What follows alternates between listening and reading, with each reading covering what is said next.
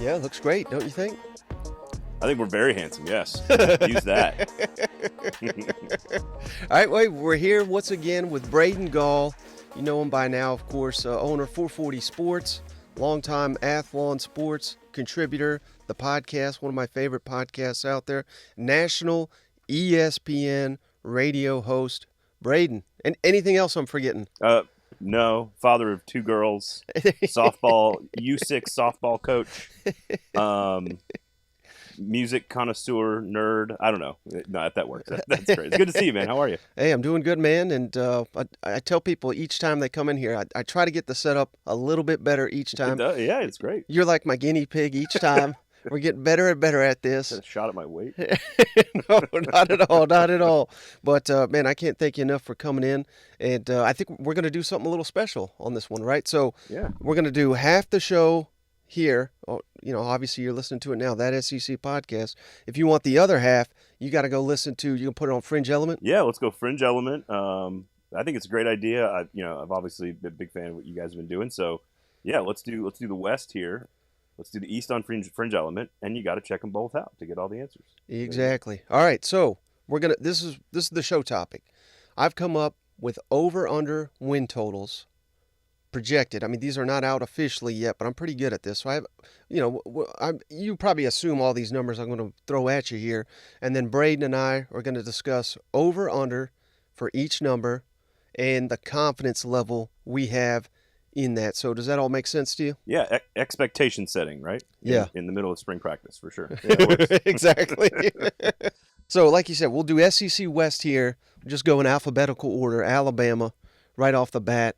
And, this is generally one of the easiest ones to do every season. Ooh, not this year. Well, I still think because of the, betting public, it's always going to be bet. They're going to set that number high. Yeah. I'm going, it may be 11, but for sake, I'm going 11 and a half. Basically, you're betting on, is Alabama going to lose? And again, this is just regular season, Right. not SEC championship, Right. not a bowl game. So over under Alabama 11 and a half. Over under for you, and what's your confidence level on your selection? I would be extremely confident going under, but I don't think that's the number. I think it was 10.5 last year, and they had Bryce Young. Right. So very rarely does a team get an 11.5 total for the regular season. So I would go under that. I'd feel pretty confident about that. 11-1 is probably right. The LSU game is at home. The Tennessee game is at home. Revenge on the mind. But yeah, let me just go through the schedule real quick. Is that cool? Yeah. So they open at home, Middle Tennessee. Oh, that's a tough one. Texas. That's my alma mater. One of my alma maters. Texas coming to Tuscaloosa this year. That'll be a big game. At South Florida. It's weird to see Alabama on the road at South Florida. Ole Miss at home. At Mississippi State, which they've dominated. At Texas A&M, I think that is a trickier game than a lot of people would anticipate this time of year. Arkansas at home, Tennessee at home, LSU at home with 2 weeks to prepare. At Kentucky, Chattanooga at home, and then at Auburn. Yeah, I think there's one slip up in there for sure. In part because I think the West is incredibly balanced.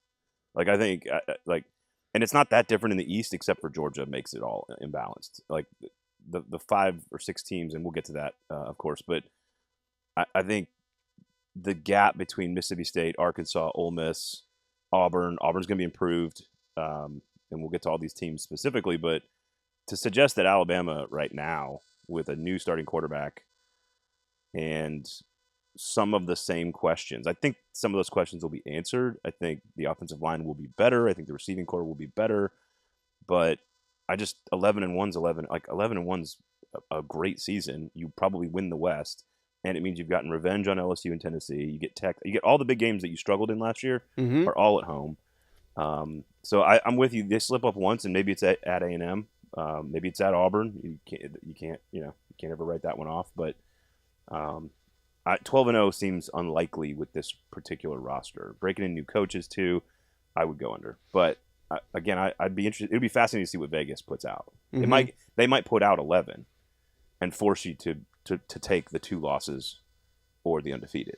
So you're not buying the revenge year? Because that was what it was last year, right? And we never quite got that either. Well, I don't understand the revenge. Like I never really buy into the revenge year thing. It's more about the specific game, and like when you go 11-2, and like it's not what is it revenge on Ole Miss for almost beating you? Like is it revenge on Arkansas for like making a comeback in the second half? Like what? Is it a revenge on like the bad officiating against Texas? Yeah. Which wasn't, by the way, wasn't bad officiating in my opinion. I thought it was a very sloppy performance by Alabama. But like they won the game. Bryce Young led them down the field and they won the game. So I don't know. Like LSU beat them on a 2-point conversion in the final play of the game. They had Tennessee beat. They just missed a field goal. And then Tennessee makes 3 ridiculous plays and makes their field goal. Like, I don't know. I just don't think Bama was that great. Like, I've been spending all offseason trying to figure out what Alabama was last year. Were they closer to 8-4 or were they closer to 12-0? And the truth is just they were 10-2. Right. Like, that's what they were. And so I think a 1-game improvement without Bryce Young, without Will Anderson is actually, I think, a pretty good season. And they probably win the West. They might even have a playoff spot locked up if they go 11-1 and then lose to Georgia and Atlanta. They still could get into the playoff with 2 losses, maybe. So, and certainly Alabama has struggled on the road the last couple of seasons, yep. And that's not a huge, sign of doom or anything because a lot of these SEC teams struggle on the road. But will you be concerned at all if Alabama starts losing home games? Because they've done it before. I mean, Johnny Manziel, that was a home game. They lost to Hugh Freeze once at home. Those are pretty rare. But I'm looking maybe you're right. That's rare. But Tennessee beat you last year. LSU beat you last year. They're coming to Bryant-Denny. If you lose, let's say you lose both of those. I mean, will that be a huge cause for concern? I think a lot of it depends. And I think this is the case with every college football team. It's how does it look? Like, if you have 14 penalties and Texas slings the ball all over your secondary and you get smoked, that's different than Hugh Freeze getting 5 turnovers inside Alabama's 35-yard line. Like, Ole Miss needed 5 turnovers inside Alabama's 40-yard line to win that game, and they barely won.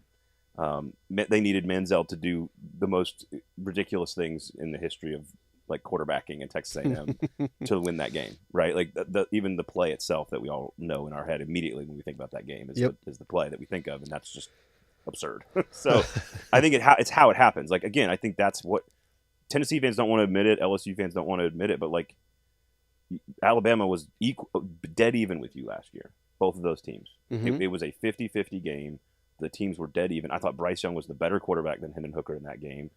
And they needed an extraordinary thing to happen to win those games. So Alabama, this demise, I don't ever write that story. I think the obit's been written too many times and people have been wrong too many times.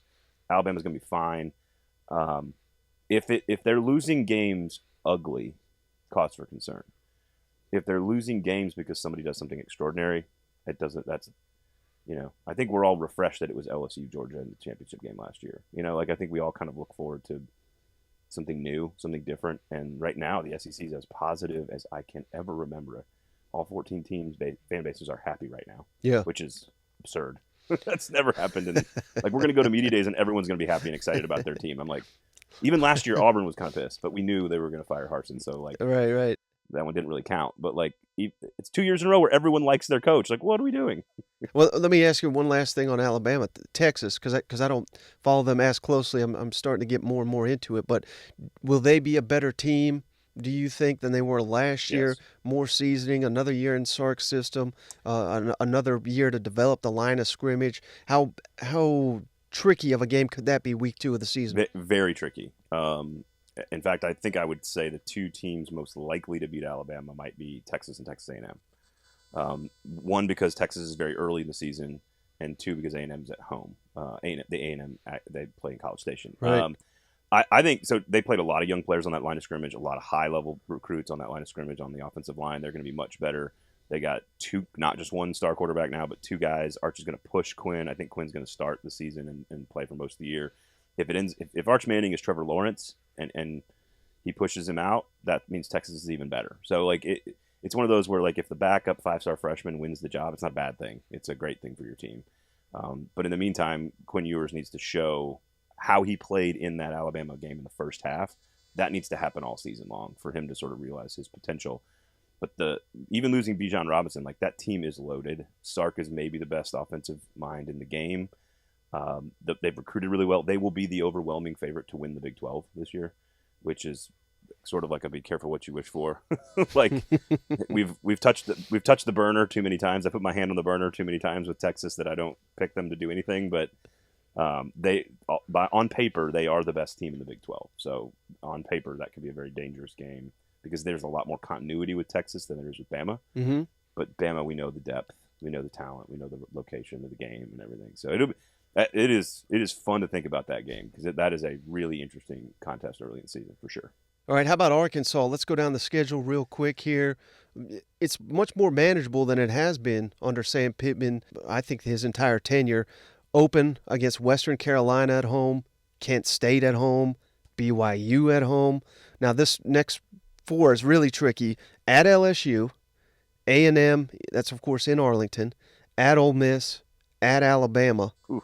But then the back half, again, gets real manageable, I think. Mississippi State at home, at Florida, which who knows how they'll look, particularly late in the season. Auburn at home, Florida FIU at home, and Missouri at home. So I have an over-under set at 7 for Arkansas. Given those teams, would you go over that? Would you go under? And what's your confidence level? I wouldn't touch that one if I was gambling. I wouldn't touch 7. 8-4 doesn't seem likely with that schedule. Yeah. It is all about 50-50 games. When we talk about these teams, and there's a group of them in the East as well, there's about 4 teams, maybe 5, that are all kind of the same. Like LSU and Bama are at the top. Everybody else is kind of the same. And so it comes down to how do you play against each other. And the A&M Arkansas game is always super freaking weird, but really fun and enjoyable. Mm-hmm.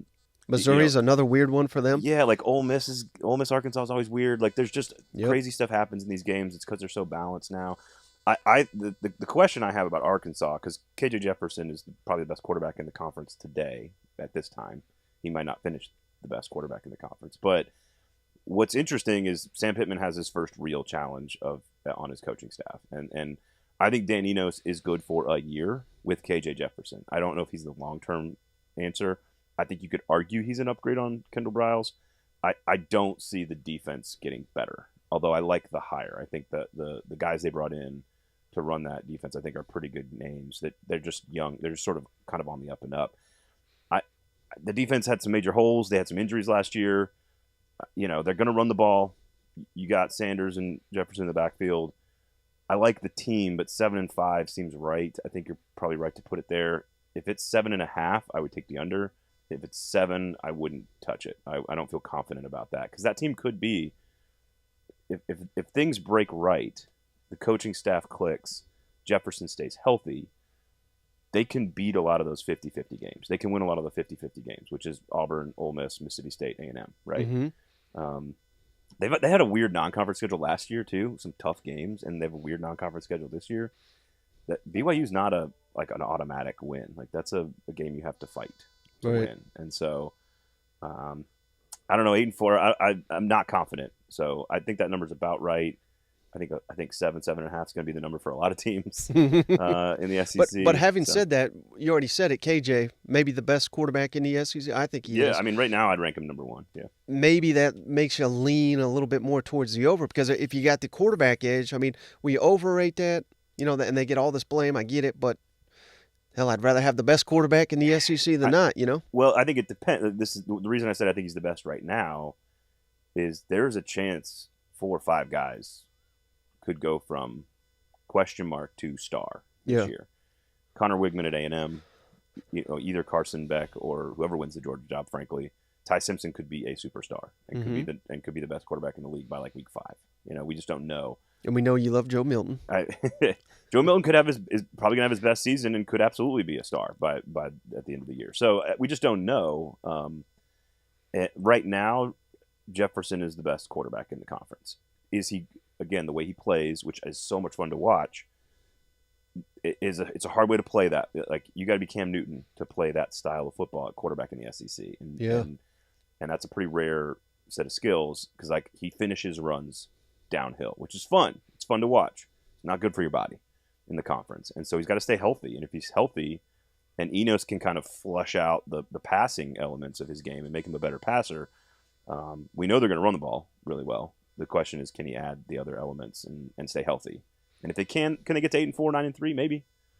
I'm not buying that yet though, because there's too many questions of the coaching staff, the defense, the depth. Plus a whole new receiving core. Yeah, like I think they managed that well last year. Yeah. So a lot of fans assume they'll just do it, but new players, it's new offensive system, obviously, and a lot of the guys they're bringing in are like D2 guys. Yeah. They could be phenomenal. Yeah. But they could not be ready for the SEC. I mean, KJ could be the best quarterback if he doesn't have anyone to throw the damn ball to. It doesn't help. You know what I mean? I think you can, like, if you've got a great quarterback in college football, you can kind of find people to get the ball to. You know, like good college coaches are pretty creative with running backs and tight ends and stuff. So I don't know. That one, I'm not as worried about receivers as far as like dictating the win total. It's almost just about like how we just don't know how good some of these teams are. Like Texas, we'll get to A&M here in a second, but like it's just we just don't. Two of these teams could be really good. Two of them could be 6-6. A couple of them are probably going to be middle of the pack. We just don't know which is which yet right now. And there's good and bad in all these teams. Yeah. All right, so Auburn, let's do them next. Here's the schedule. Weird non-conference here. UMass at home, at California. They're going to start 4-0. What? Sanford at home. Not Stanford, Sanford. At in-state rival. Sanford. Texas A&M, though. Tricky. Georgia at home, at LSU. Ole Miss at home. Mississippi State at home. At Vanderbilt. At Arkansas. New Mexico State at home. And the Iron Bowl, Alabama at home. I've got, you kind of teased it here, 7 over under. I think Auburn is. I think they're right there. I don't think they're as good as Arkansas, but I think, again, the way I try to project these is Vegas. You know, they're looking at the name, they're looking at who the betting public, right. And the betting public more often than not is going to bet Auburn over Arkansas. That's just my belief here. So, especially with Hugh Freeze as the name, right. It's not just Auburn the name; it's people are going to bet Hugh Freeze, which is not a bad bet, at least in year one. He's been very good in year one everywhere he's gone. He turns teams around very quickly. I think there's a huge, like, I just don't think Hugh Freeze is the greatest coach that everyone thinks he is. I think he's good. Right. He's already complaining about his quarterback situation. They tried to get as many transfers to come to Auburn as possible. Nobody bit. Robbie Ashford's the guy right now. I think that the cupboard's not bare on defense. They've got pieces. They've recruited well there. That was never Harsin or Malzahn's problem. That's an interesting number.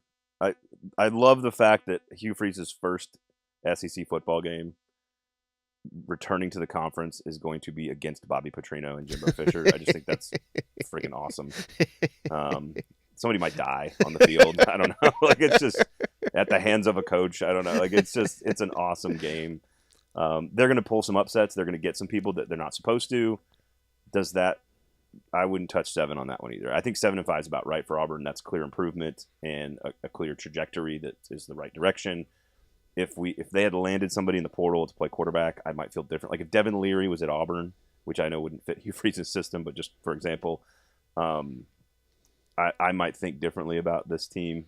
But I think that their upside is capped a little bit, but I do think they're improved. So I wouldn't not confident on that one either. To me, they're a 7-5 team, so that's right on the number.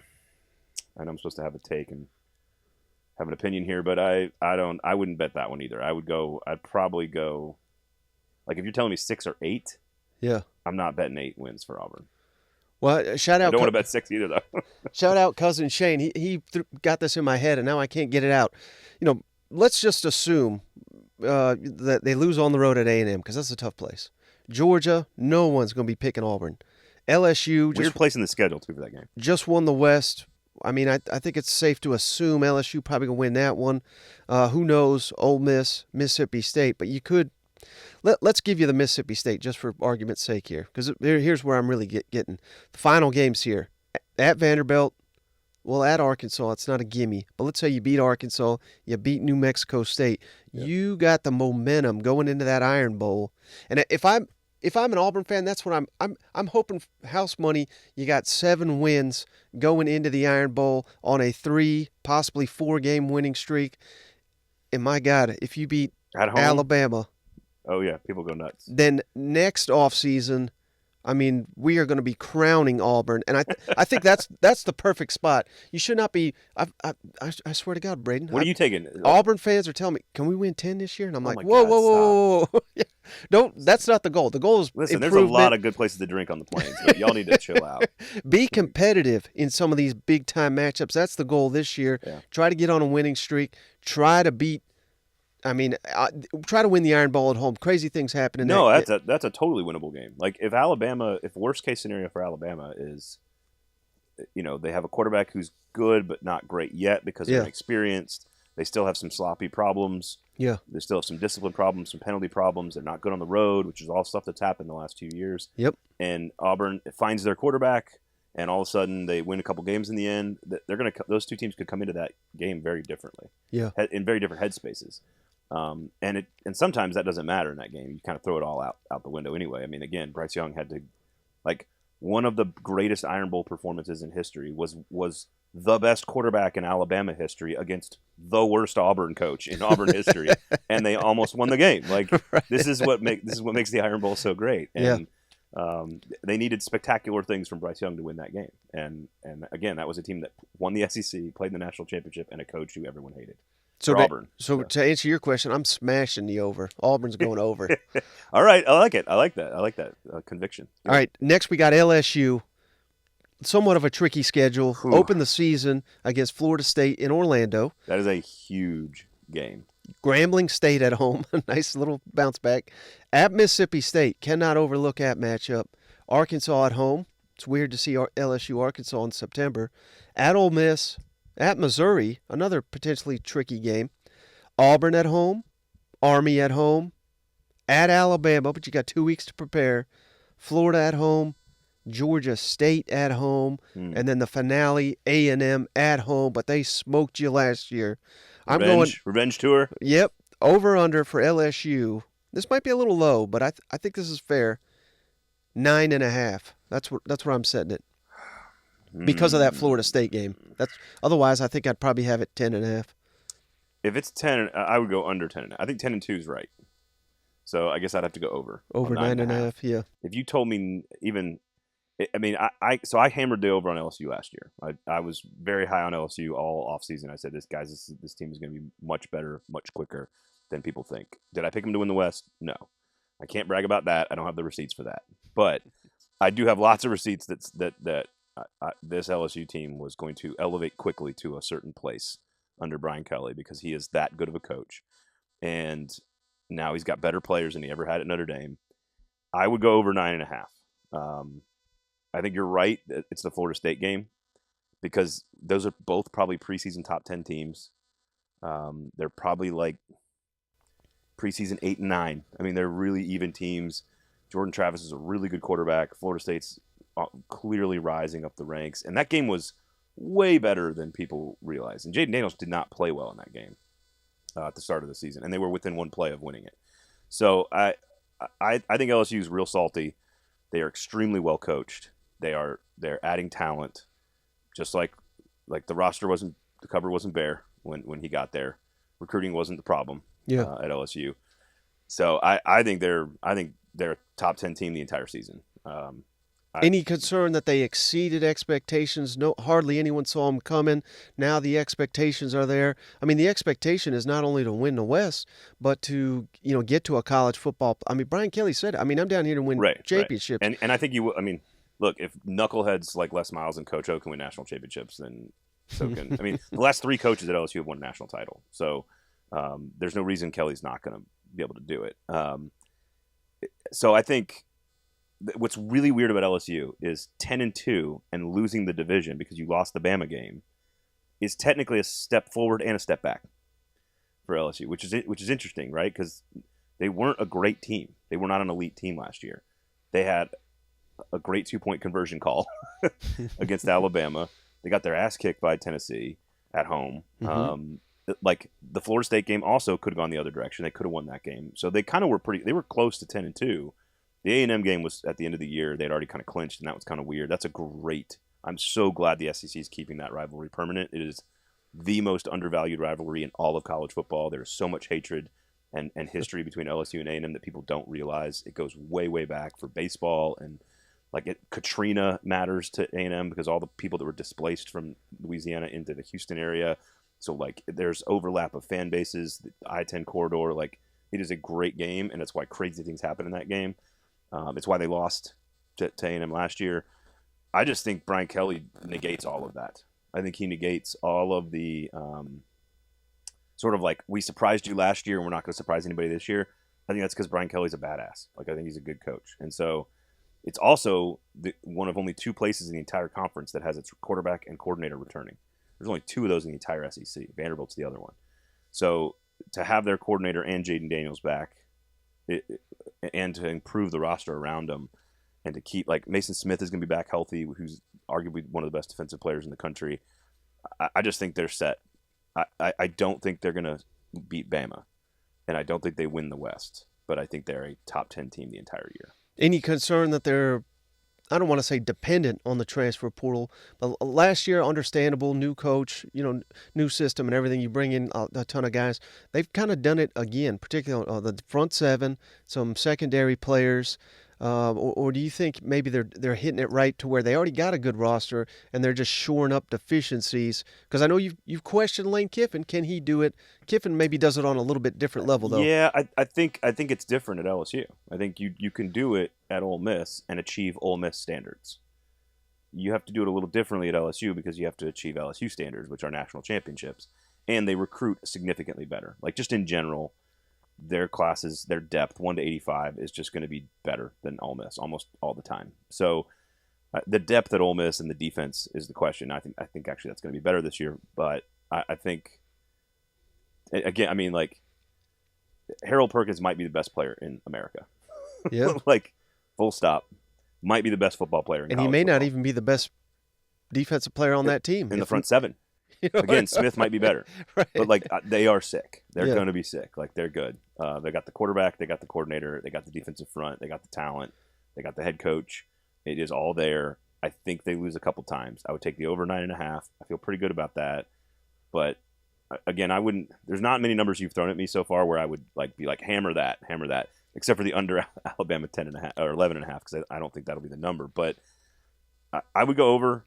I would be moderately confident. But I just think they're a 10-2 team that sits between 4 and 11 in the rankings the entire year. Like I don't think there's a lot of volatility with LSU. I think they're gonna.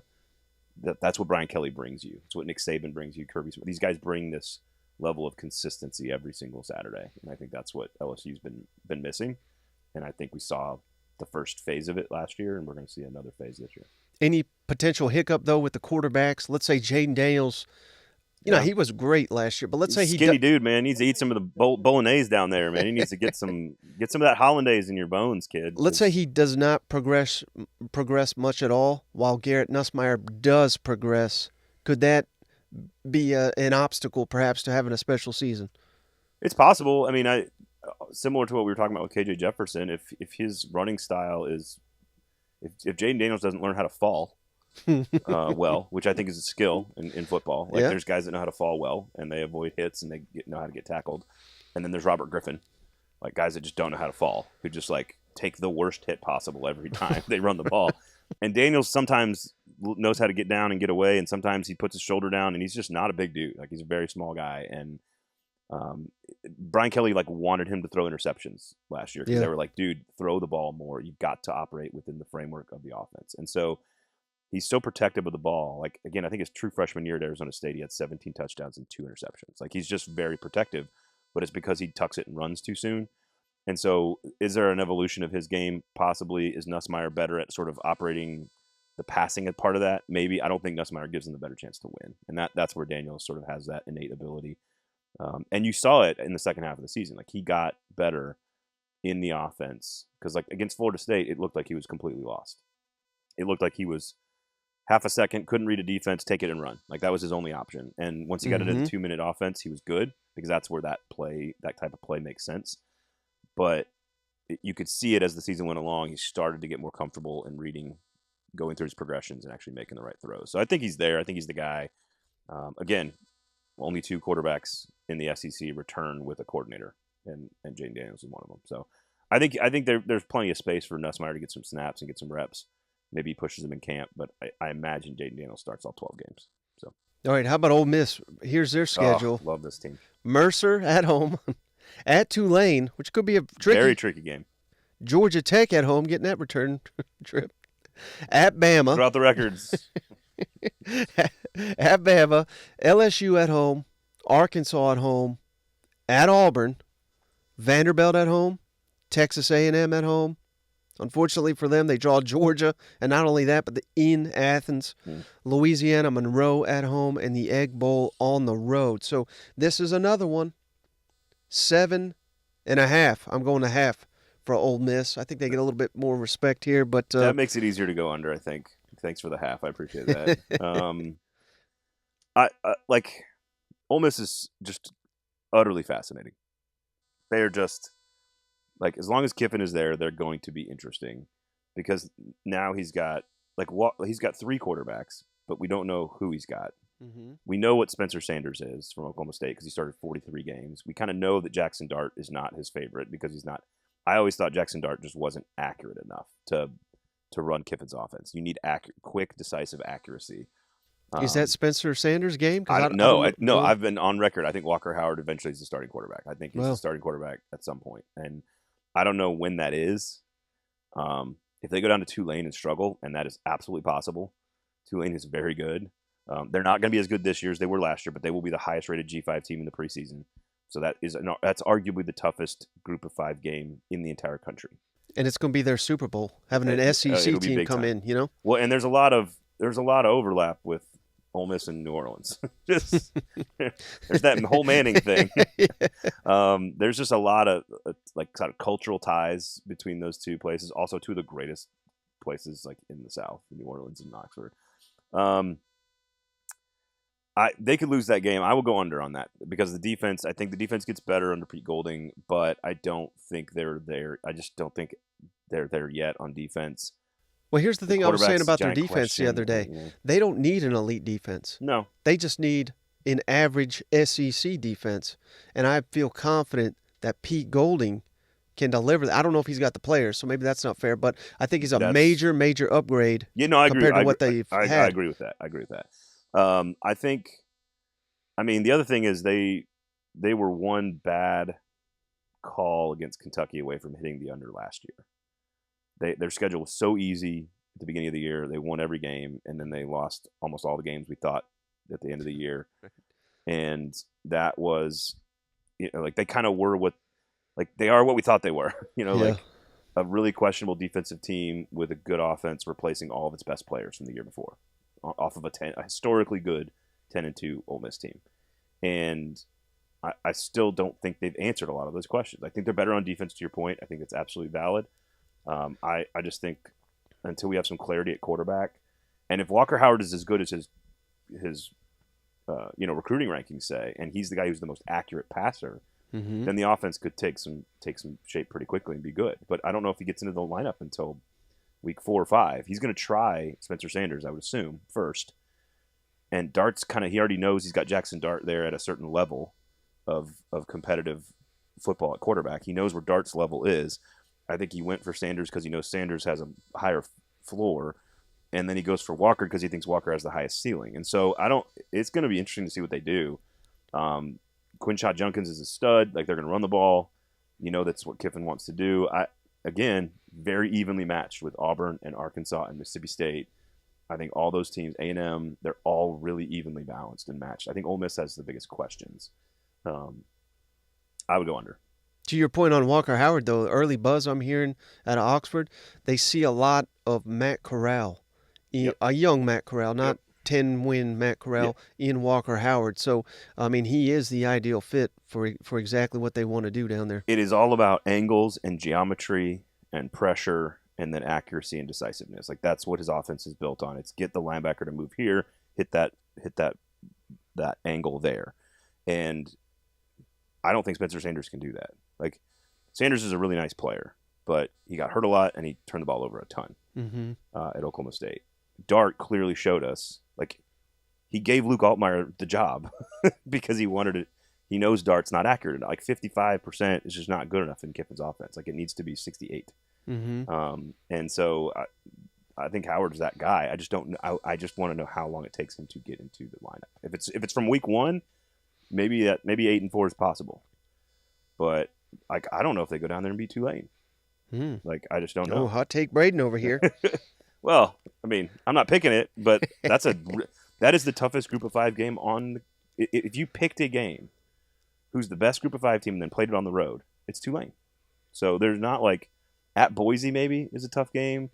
I don't know what other Group of 5 game will be harder than that one, honestly. So it's just and Georgia Tech is going to be better. They were much better at the end of the second half of last year. They got smoked against Ole Miss. Yeah, I don't love Brent Key, the hire there. They kind of hired him because he did well as the interim. I don't know what Georgia Tech's going to be, but that's a tricky game too. They probably beat Georgia Tech, but there's a chance they lose a lot of games in the conference, like the way they did at the end of last year. And then now you got Georgia to it. I'm going under. All right. How about Mississippi State, Braden? Open the season, Southeast Louisiana. I didn't even know that was a school. Arizona at home. Beat them last year. LSU at home. That's a critically important game. At South Carolina, that's an interesting one. Alabama at home.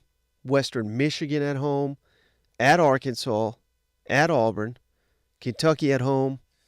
At A&M. Southern Miss at home. And then Ole Miss at home in the Egg Bowl, of course. I'm setting the over-under for Mississippi State. Zach Arnett's first year, 6.5. Oh, man. The Egg Bowl probably decides both of those, Ole Miss and Mississippi State. If Mississippi State wins the Egg Bowl, they probably hit 7-5. I really like Zach Arnett. I think he's a really good coach, and I think he would have been a Power 5 head coach sooner rather than later had the tragedy not happened. So I think it's less of a continuity play than like the outside world thinks, but it's still a continuity play. They're going to run the ball more under Barbet on the offensive side. They still have Will Rogers. They lost some big time pieces on defense that are high level NFL players potentially, especially in Forbes. I don't know what they're going to be on offense, and 6.5 is pretty attainable. I'd probably go under. 6-6 is probably what I would take, but if they win and they beat Ole Miss, that's probably the 7th win. Man, that's a tough one. They're one of the most interesting teams and hardest to pinpoint of all of these. Like I feel like Auburn's going to be better. I feel like A&M's going to be better. I feel like LSU's pretty solid. I feel like Bama's pretty solid. The hardest one to pinpoint is Mississippi State because I think Arnett's really good, but learning how to be a head coach as a first-time head coach there's always a curve. And so like Shane Beamer showed us that you can kind of buck that trend a little bit. He also got Auburn and Florida in really good situations when he got them. Two coaches that were trying to fire Brian Harsin at the time, and Dan Mullen had been fired. And so they kind of we keep saying like South Carolina keeps getting lucky, but they keep doing it. So like I gotta eventually just acknowledge that they're better than I think they are. But like there has to be a curve there, right? Like there has to be something. The 3-3-5 that he runs, it probably needs to evolve because I don't think you can run that style consistently in the SEC against really great physical teams, and that'll causes some problems for teams that aren't extremely well coached. But it's a tricky defensive scheme to run in the SEC. So I'll go under. I don't feel good about that though. That one I don't. It wouldn't be a preseason without Mississippi State disrespect. I'll tell you that. I'm smashing the over on that. I was big on Mississippi State last year. Yeah. I had the over last year, and all because Mike Leach's third year, he tends to do really well. Quarterback established. I liked Zach Arnett a lot. The defense was in really good shape. I hammered the over last year on Mississippi State. So don't lump me in with all those haters from last year, but. It's just a lot of unknowns this year. So there's a chance that all these go over, but it's hard to do it when they're all playing each other. Like at some point, you have to do the math and go, all right, well there are losses in all of these games here. How again? I think there could be like 9, 7, and 5 teams in the conference, like Kentucky, South Carolina, Tennessee, Florida, Ole Miss, Mississippi State, Arkansas, Auburn, A&M, Like every one of those teams could be between 7 and 8 wins, and it's just how do those games shake out? Well, going back to how we opened, you said everybody's kind of happy with where everything's at. I mean, Mississippi State, you could argue they underachieved last year, and they still won 9 games.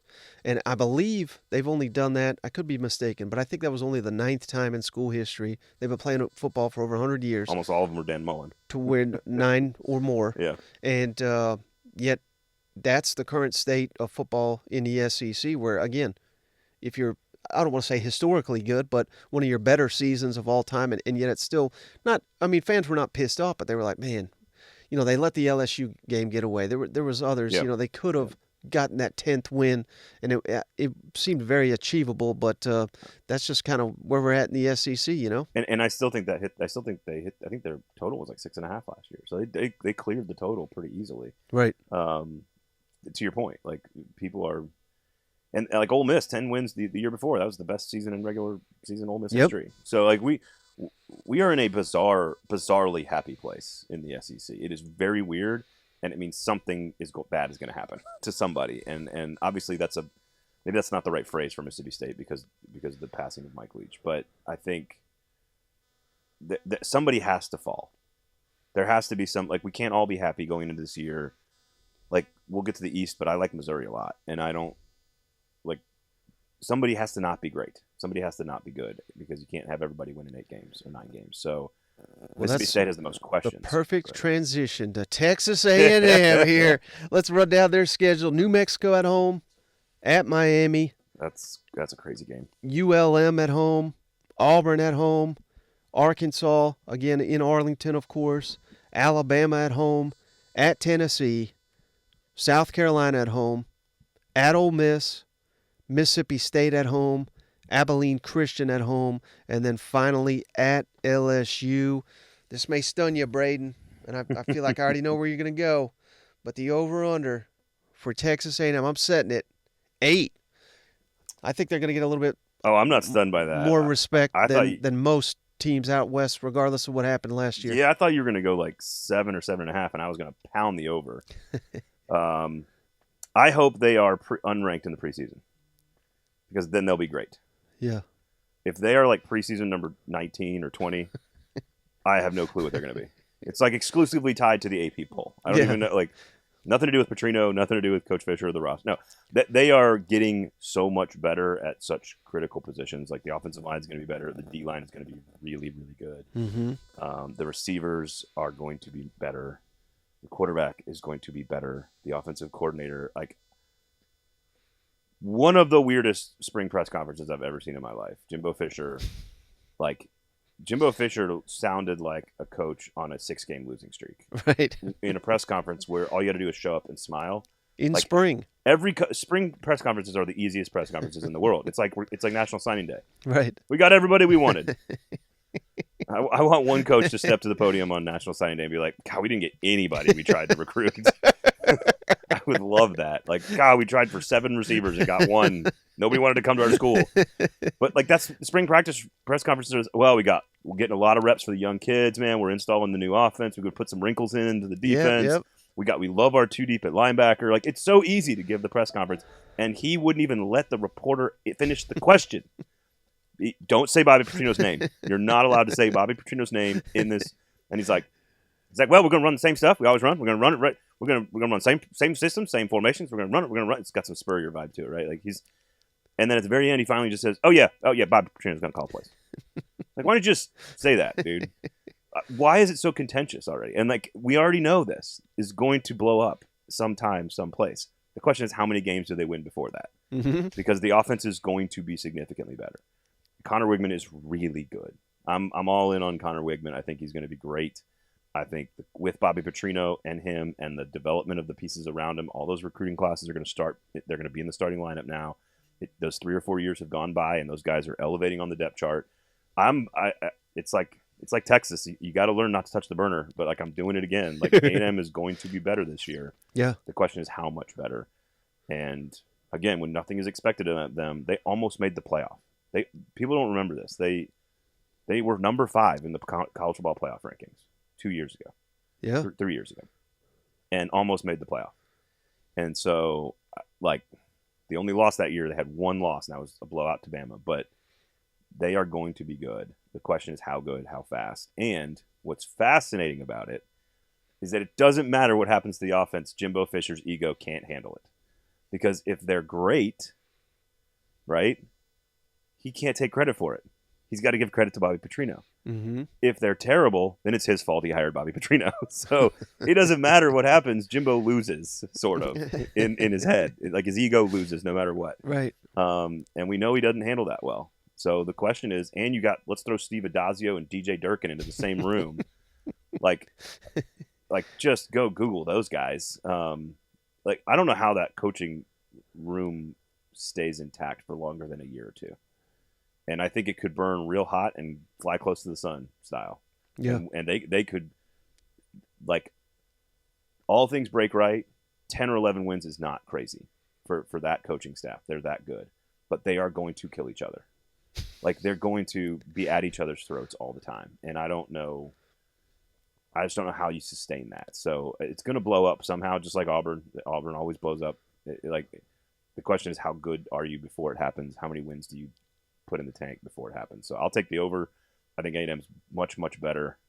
I don't think 9-3 is out of the question. Like, I think 9-3 is very possible. I was on a show the other day, and they asked me, which team this offseason intrigues me the most. I said A&M. By a mile. Yeah. By a country mile. Like, they are by a Texas interstate country mile. Like, they are fascinating because of Bobby Petrino. Mm-hmm. And because of the failure last year, because of the guaranteed contract, because Jimbo's personality, because they got really good players. Like, it's all there for it to – it's extremely combustible, but it is so interesting. Like, you can't take your eyes off of it. So. And going back to what you said when we opened with them, it certainly should be a lot better for them instead of being anointed as a top 10 team, greatest recruiting class of all time, this championship coach. Now we're all sitting here laughing at them. Oh, they're going to wreck the motorcycle. Oh, they're god-awful. I tweeted out late in the season, I mean, Vanderbilt had more SEC wins than Texas A&M. That was not trolling. That was a factual stat. You know what I mean? How dare you post facts. But that's the lowest of lows. Everybody's mocking them, counting them out. That's the perfect recipe, I think, for A&M to possibly have an LSU-type resurgence. The worst thing that could happen to A&M is to be ranked in the top 20, like I said earlier. Yeah. Like, if they put expectations on A&M, like you and I are kind of doing right now, if the general public puts expectations on A&M, that's when they start to feel it, and that's when, like, the walls start closing in on the coaching staff. Yeah. But if they're preseason number 28 and they're flying pretty loose, watch out. I'm with you, dude. Like, I think A&M it's the most A&M thing to do. Be preseason number 30 and go 10-2. Yeah. And finish in the top 10 when nobody thinks you do. Like, Auburn does it all the time. It's the opposite of what you expect. And although last year we kind of expected what happened to Auburn. And frankly, what happened to A&M, and I've done the research on this. I don't remember it exactly, but there's only been a handful of teams in the BCS championship game era since '98 that were preseason top 6 and finished with a losing record or out of the top 25. It's only happened like 3 or 4 times. There's a lot more teams than you think.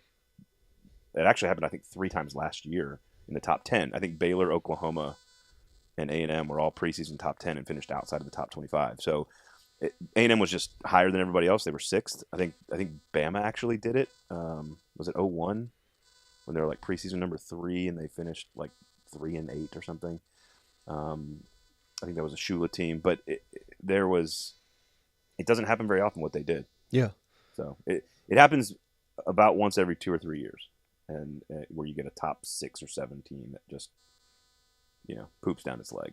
So which is what A&M did last year.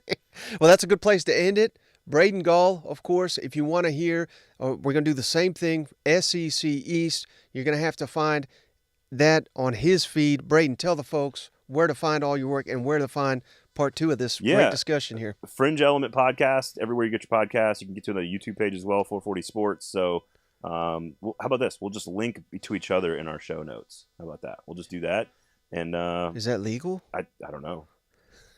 Will it break the internet? Hyperlinks. Illegal. And Elon Musk's new internet. Yeah, that's true.